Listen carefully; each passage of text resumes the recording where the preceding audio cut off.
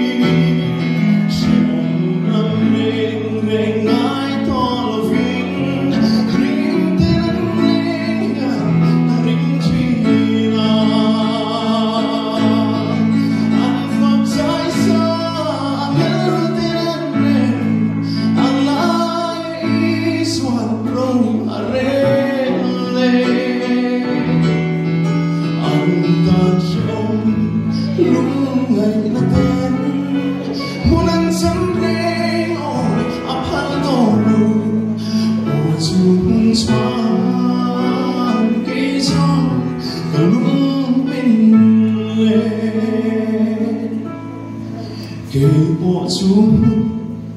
thanh tu rin ra ra mặc hiền musit nề suy chia tên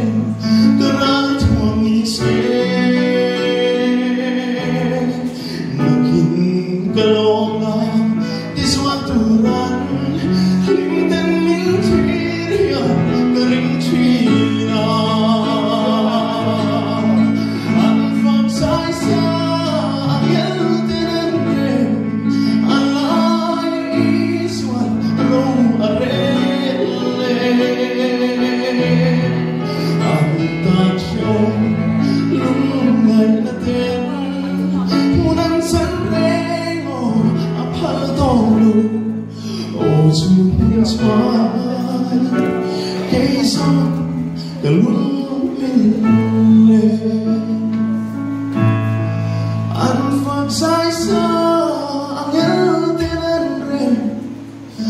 alai iswan ro arele antachon lungai aten unang samrengo aphal tolu o chung swai kay song the lumile o chung swai kay song the lumile